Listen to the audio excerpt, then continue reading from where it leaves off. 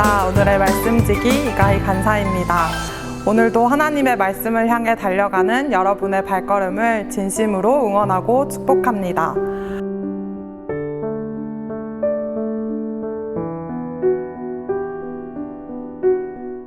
오늘도 지난 본문에 이어 성막을 위하여 만들어야 하는 기구에 대해 설명하고 있습니다.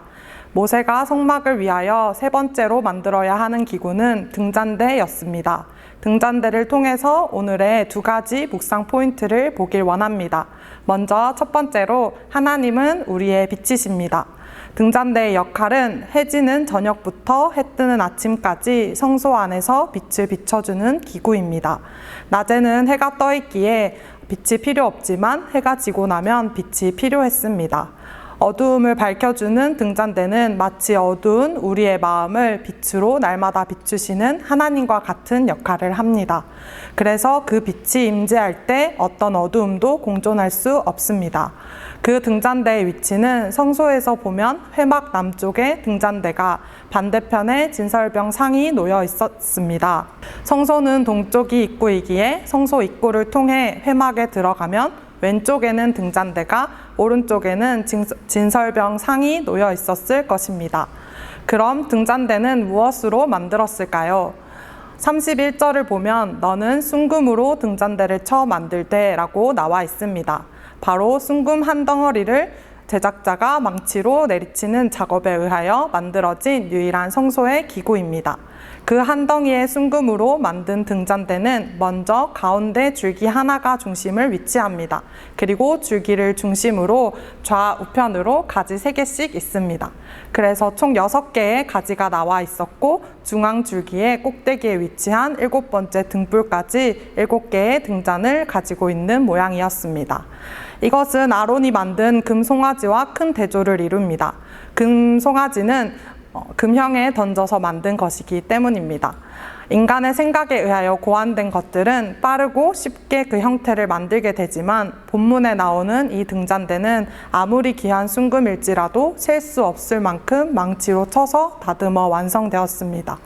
즉 이것은 고통스러운 십자가를 통해서 비로소 하나님의 영광이 되신 고난의 그리스도의 모습을 예표합니다. 십자가의 죽으심으로 어둠 가운데 있던 우리를 살리신 예수 그리스도의 그 빛이 오늘 하루 여러분의 삶을 인도해 주시기를 소망합니다. 두 번째, 하나님은 우리에게 만개한 꽃처럼 생명으로 역사하십니다. 등잔대의 모양이나 잔들은 살구꽃 형상으로 만들어졌습니다. 꽃이 활짝 핀 살구꽃을 표현하고 있습니다. 또한 민수기 17장 아론의 죽었던 지팡이에서 피어난 꽃도 살구꽃이었습니다. 이것은 활기찬 생명력을 표현합니다. 각 가지마다 만개한 살구꽃을 통하여 활기찬 생명력을 새기도록 하셨습니다. 하나님의 임재 가운데 나오는 사람, 하나님께 나아오고자 하는 사람, 하나님을 만나고자 하는 사람들에게 하나님은 생명이 되어주신다는 이야기입니다. 살구나무는 그렇게 하나님의 생명, 부활의 능력을 나타냅니다. 이런 살구꽃 잔으로 가득 찬 등잔대의 불은 아론과 제사장들이 깜깜한 회막에서 하나님을 예배할 동안 빛을 쟁호하는 유일한 수단이었습니다. 우리의 삶에 참 생명으로 오신 주님과 함께 오늘도 승리하는 하루를 살아가는 여러분이 되었으면 좋겠습니다.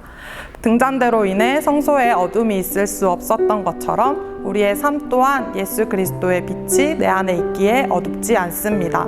세상의 어둠 속에서 끊임없이 싸우며 세상에 네온 쌓인 빛이 아닌 주님의 비추신 십자가의 생명의 빛을 따라가는 오늘 하루가 되기를 소망합니다.